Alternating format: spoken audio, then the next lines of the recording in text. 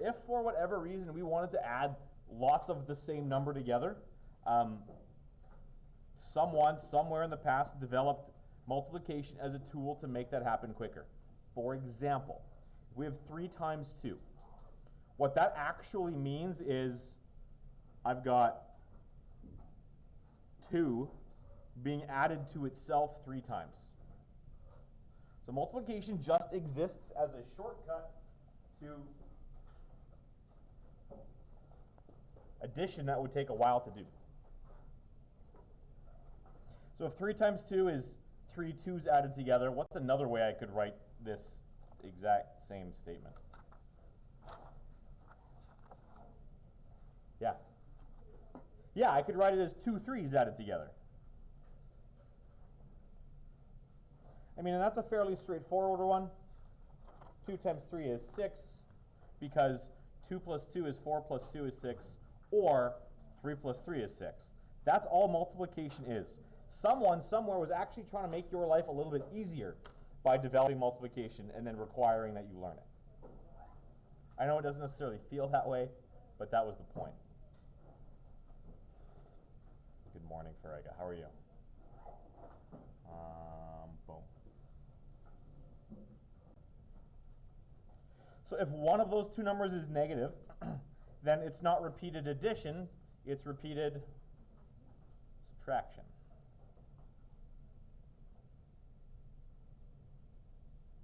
So for example, if I have 3 times negative 2, what this is negative 2 minus 2 minus 2, or you could think of it as negative 2 plus negative 2 plus negative 2. And so what this is going to do is it's going to give us more negative. If I'm at negative 2 and I'm subtracting 2, I'm moving further left on the number line. Subtracting 2 is going to make me further left again. And so when I multiply a positive number by a negative number, I'm going to get a number that's more negative. And 3 times 2 is still 6. Likewise, if I have negative 3 times 2, that's the same thing as negative 3 minus 3, or you could write it as negative 3 plus negative 3. Either way, this, 3 times negative 2, and negative 3 times 2 is the same thing, just 2 different ways to represent it.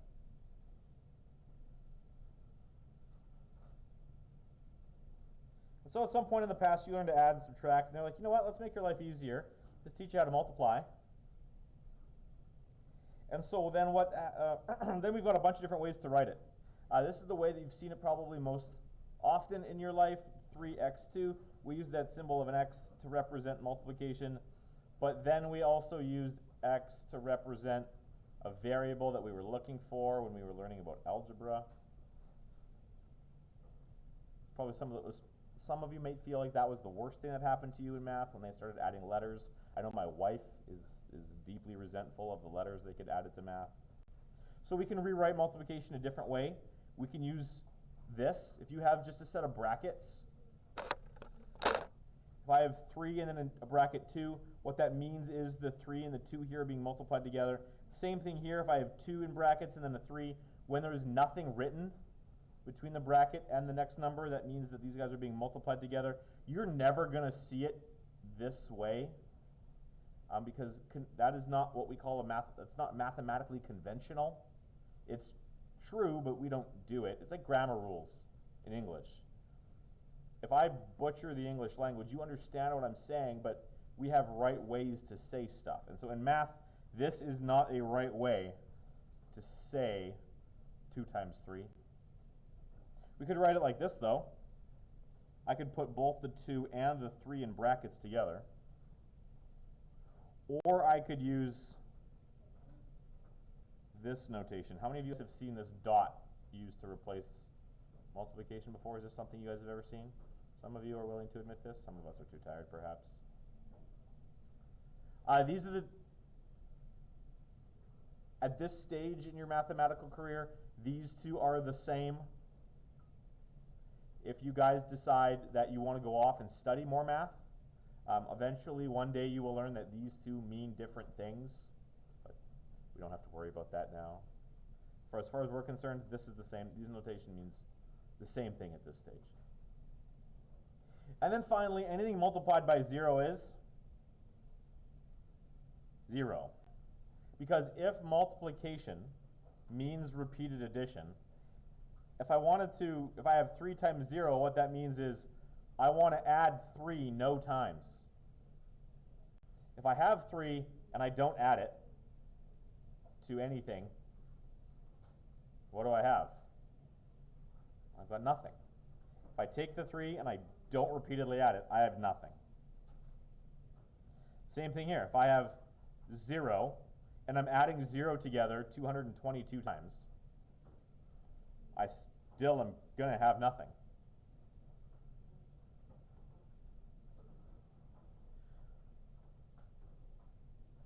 I'm going to put the rules for negatives over here. We talked about it already, but I'm just going to make sure we write it all down here. If I have a positive and I'm multiplying it by a negative, that's the same as having a negative, multiplying it with a positive.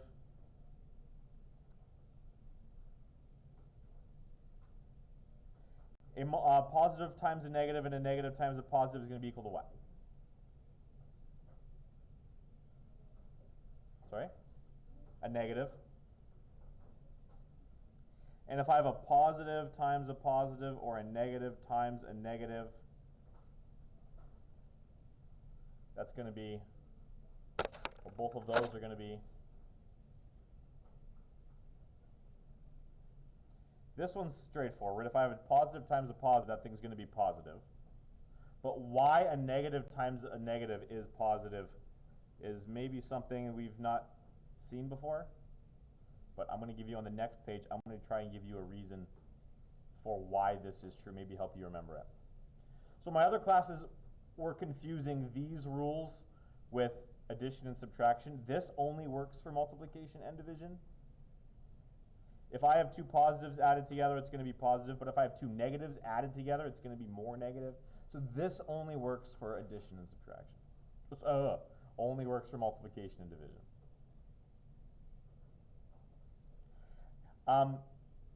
At some point, perhaps in your past, someone tried to get you to memorize math facts. If they were successful, great. If not, that's what this tool here is for. So I'm willing to bet you guys have seen this, used this before, but if you've never seen this tool, I want to show you how to use it for both multiplication and division. For this first one, if I wanted to multiply 3 and 3 together, what I would do is I would pull out my multiplication table. I would go up to 3 here up top. I'd go to 3 here on the side, and where the row and the column meet, that is what 3 and 3 are going to multiply to. So 3 times 3 is 9.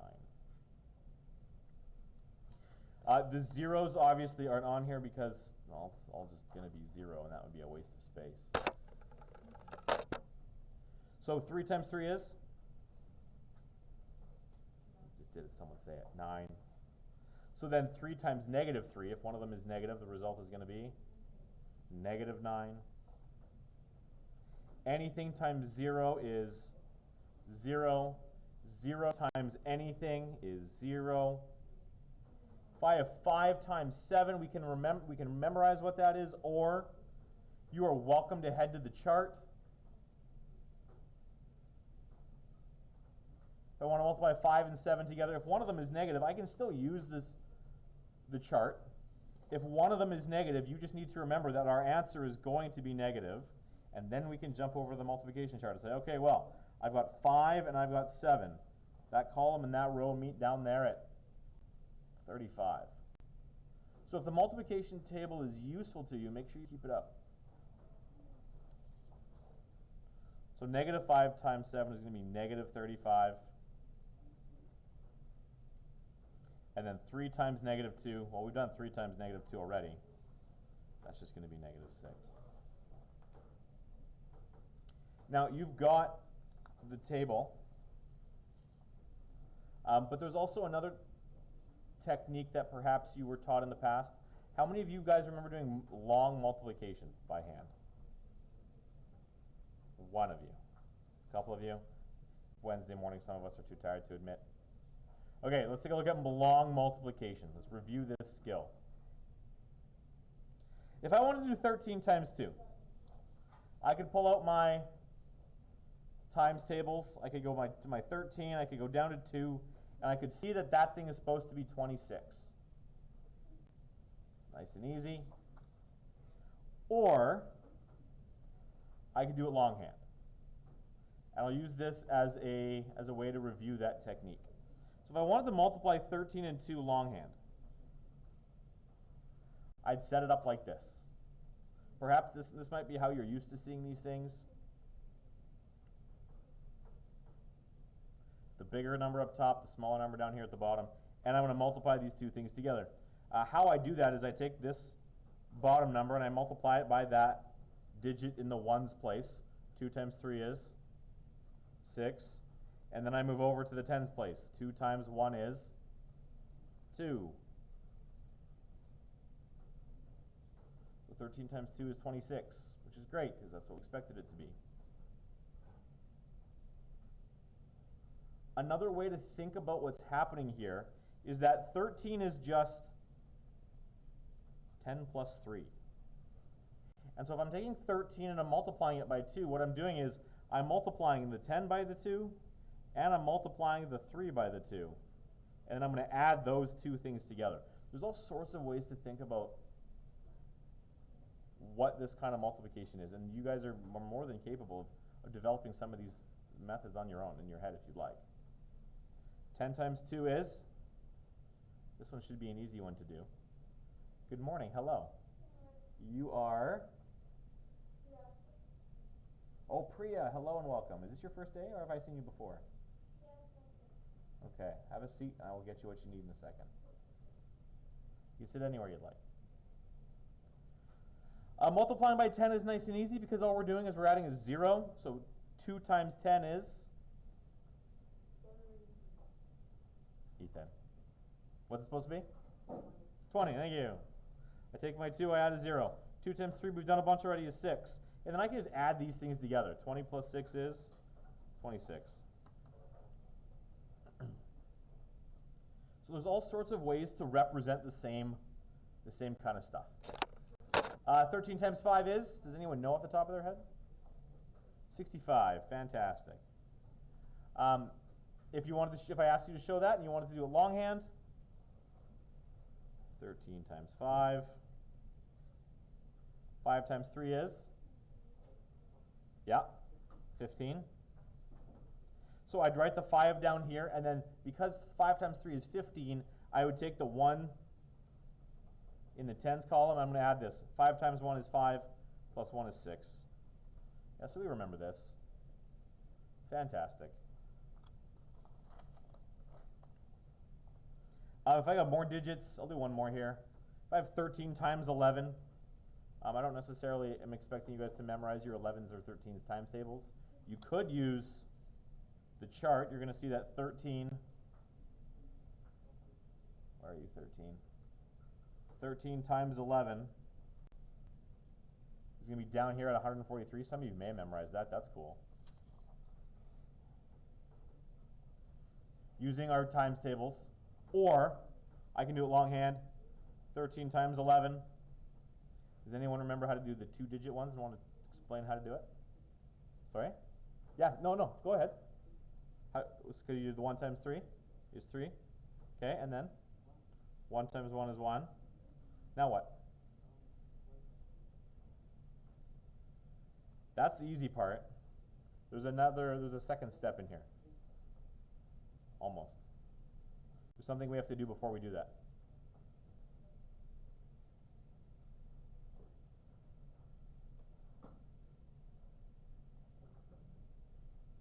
When I'm multiplying something by a 2-digit number,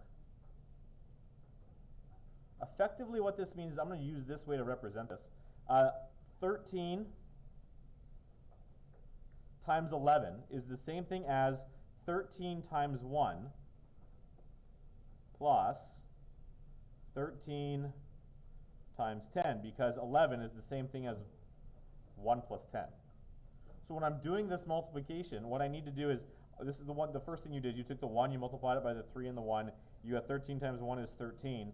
For this one, we're going to multiply by 10 here. When we multiply by 10, we're going to add the 0. 1 times 3 is 3. 1 times 1 is 1. And then we're going to add those two things together. But in this form, the way you guys were probably taught it back in elementary school, is you multiply by the first digit, these two things, and then because there's another digit here on the second line, we're going to add a 0, and then we're going to multiply both of these by the second digit. So then 1 times 3 is 3, and 1 times 1 is 1, and now we add. It's the same thing we get if we break it up this way. 3 plus 0 is 3, 1 plus 3 is 4, and there's nothing added to that one. I want you guys to do this one longhand while I get Priya the stuff. Some of you a lot, well, some of you done already. Fantastic. Okay. What did you get? How did you get 160? You show me 2 steps. No. So Jordan, this is what I want you to show me. You're doing 13 times 13. 3 times 3 is 9. 3 times 1 is 3. Now we're going to add a 0. Move to this digit. Okay, no worries. When you're multiplying two numbers together, take the first one. No, you're good. Jordan, put that here. You don't want to take the 3. Multiply here and here. 3 multiplies here and here. And you do the 3 times 3 is 9. 3 times 1 is 3. Okay? And then the next chunk, because I'm done with this digit, I'm going to add a 0 on the next line. And then 1 times 3 is 3, and 1 times 1 is 1. Now this I add. Okay.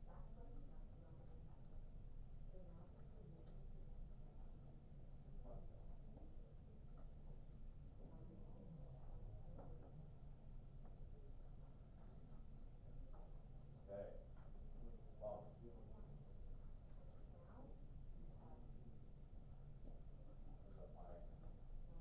first outline, the multiplication table that we use for the whole world.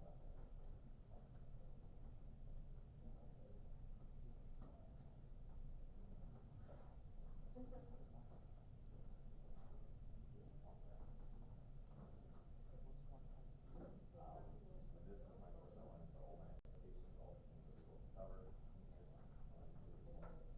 It was really hammered there anyways. You guys decide when, so you read it on this is something I know you guys figure out, you fill it out as best you can.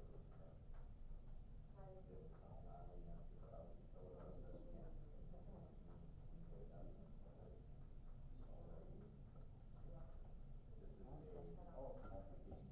and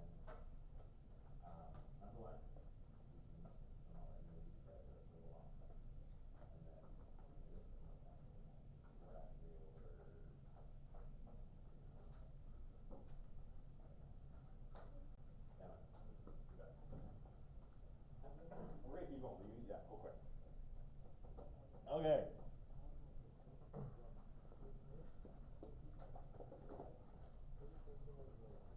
So at this point, again, whether using the multiplication table or the or doing it longhand, the multiplication table is going to tell you that 13 times 13 is 169. Doing it longhand is going to end up looking like this. 3 times 3 is 9. 3 times 1 is 3. Once I've dealt with this digit, I move to the next line, and I write a 0 down here to signify I'm done with you. And now I'm going to multiply this thing by the 1 in the tens column. 1 times 3 is 3. 1 times 1 is 1. And now this thing I'm going to add vertically. 9 and 0 is 9. 3 and 3 is 6. And the 100 just kind of stays there. So some of you guys are flying through this stuff already. But for those of us who, Jordan, does this kind of make sense? Is that a thumbs up? Nice, I'll come check in with you again in a little bit. Okay, so this, I'll toss this here. I'll actually put it to you guys. Are we, it's up to you. How many of you guys just are going to be able to accept and remember that a negative times a negative is a positive every time? You're like, yeah, I know this. I don't need to be explained why. I just know that a negative times a negative is a positive every time. How many of you are like, yeah, I don't need to see this? None of you. Just maybe we're tired and don't want to respond. How many of you are like, you know what? No, I would like an explanation of why two negatives multiplied together is a negative number. You want the explanation? Let's do it. Okay, here we go. So, multiplying two negatives always gives you a positive number. It doesn't work that way for addition and subtraction, just multiplication and division. And it helps if you think about these two numbers. So we're going to think about them slightly differently now. At the beginning, I told you multiplication was repeated addition or repeated subtraction. But when they're both negative, that doesn't really make sense. So what we're going to do is, I'm going to use Pac-Man here as an example. Pac-Man's either allowed to move forwards or backwards, and he's allowed to face left or right. And so what we're going to do is we're going to use one of these numbers to represent which way he's facing, and the other one of these numbers to represent which way he's moving. So if positive movement is forward, and positive facing is to the right, if these two numbers are both positive, he's going to face positively, he's going to move positively. How far? Well, 3 times 1 is 3. And he's going to end up going 1, 2, 3. Here he is because 3 times 1 is 3. He's facing positive. He's moving positive. There he goes. Okay, so that's positive times a positive is positive. How about a negative and a positive? For the negative, or for this one, a negative times a positive, Pac-Man again is allowed to face either positive direction or negative direction. So in this one, that first number is negative. So now Pac-Man is facing left, and he's going to move forward. If you're facing forward and you're going to move, if you're facing left and now going to move forward, he's going to end up moving this way, and this is the negative direction. So Pac-Man has now moved -3. Likewise, on this one here, Pac-Man can face a positive direction, but move backwards. If this number represents the direction he moves, facing forward, moving backwards is still going to get you going this way. He's facing forward and stepping backwards 1, 2, 3.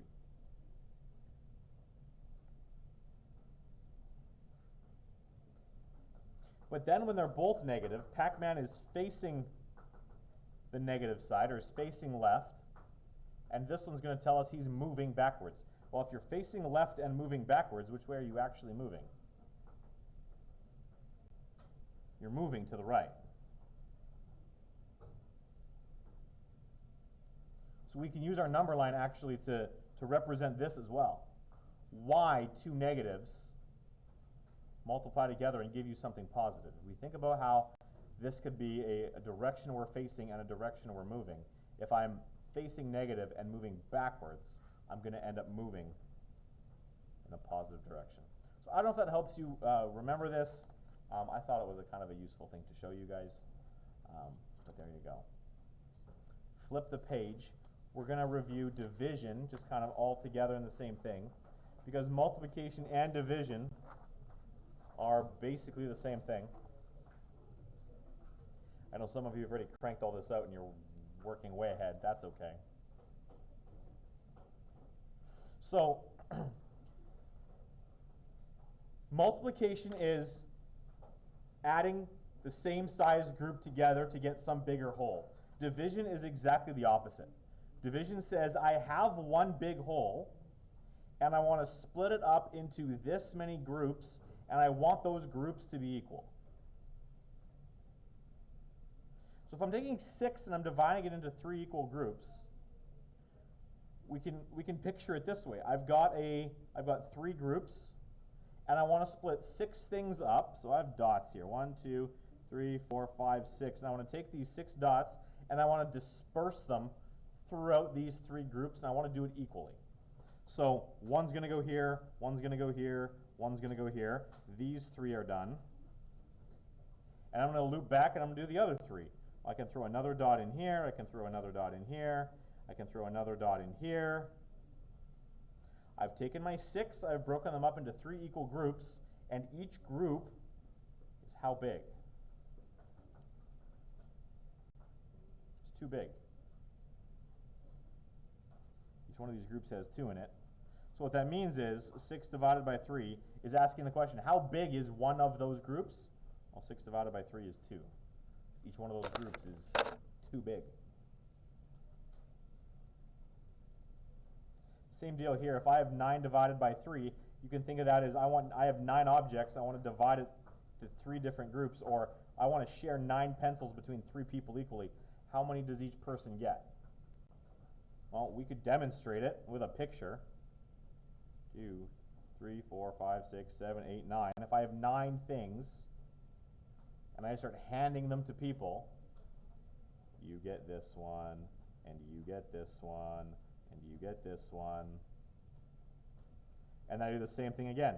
This pencil's going over here, this pencil's going over here, this pencil's going over here. Like, we could actually model this thing out. We don't have to, because we can use our time or our multiplication table for this as well. I want to show you how to do that now. We could draw it out, or we could jump to here. If I wanted to do 9 divided by 3, here's how you use your times tables for this. Obviously, 9 divided by 3 is a pretty easy one. We've got some bigger ones that we can do too. But 9 divided by 3. To use this thing for division, you go to the column of the thing you're dividing by. So in this case, we're dividing by 3. Okay, well, what are we dividing? We're dividing 9. So we go to the column of the thing that we're dividing by, we go down and see if we can find the square that is the thing we're dividing, and we're going to go over to the other column, we're going to say, okay, well, if I have 9, I'm dividing by 3, that result has to then also be 3, this number over here.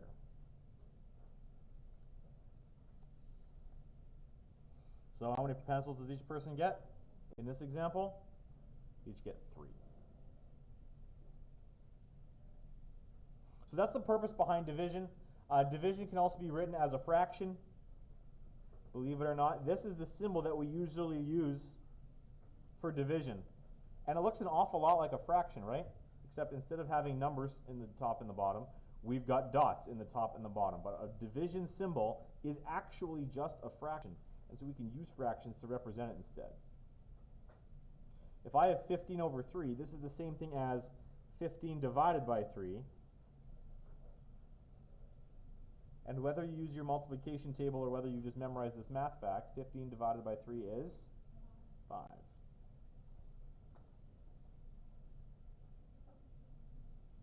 This last one down here is important to remember too. The zeros don't behave the same way they do with multiplication. If I have 0 divided by 3, what this means is I have a group of nothing. This is the group. I have a group of nothing that I want to split into 3 things, or into 3 smaller groups. This is the split.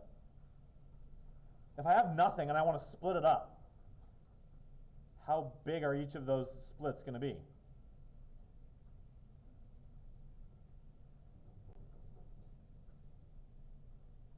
If I have nothing to split up, what's 0 divided by 3 going to be? It's going to be 0. But if I have a group of 3 things, and this tells me dividing by 0 is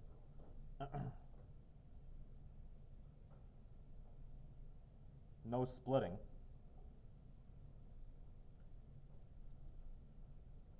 Like if I have 3 divided by 1, that means I'm going to take my 3, I'm going to put it into one group.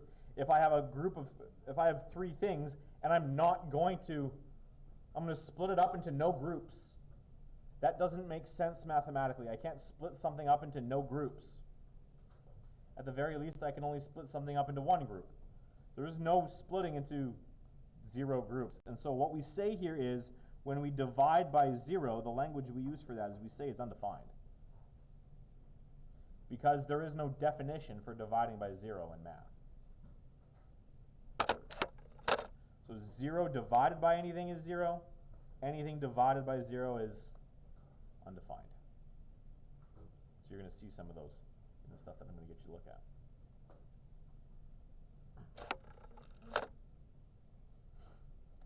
At some point in the past, you guys would have learned long division.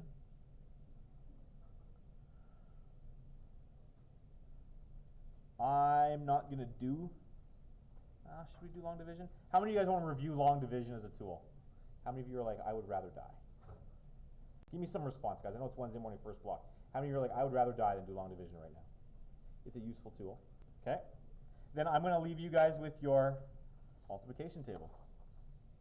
All of these can be done with the multiplication tables.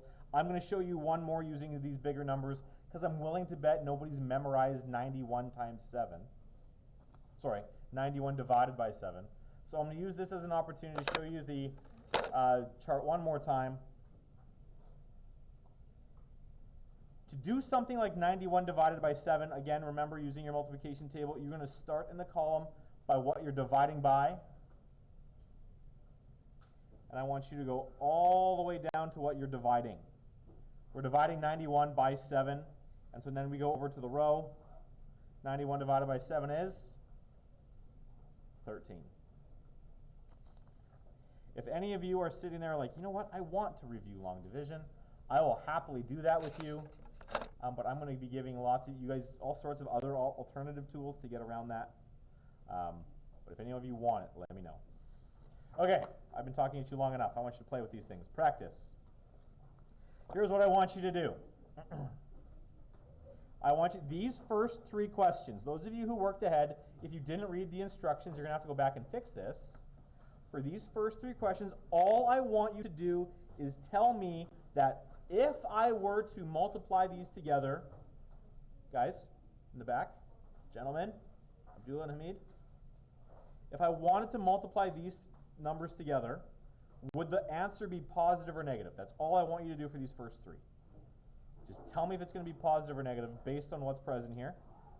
And then for these ones, I actually want you to do the multiplication here. So these ones just tell me positive and negative. These ones actually do the multiplication. And then if you haven't already, I know some of you have worked ahead, I would like you guys to spend some time working through this chart. There you go. That is what I want you to do. I'll come around and give a hand where needed. You've got your multiplication tables. You bet. On your mark and set, go. There's 2 down here that we'll review later. If you remember how to do it, great. So about 34 and 35. If you don't remember how to multiply decimals, don't worry, we'll review that in a little bit. But I want you to try the rest of these. Yeah, Ethan. I don't know where my chart went. Yeah, I have so many charts.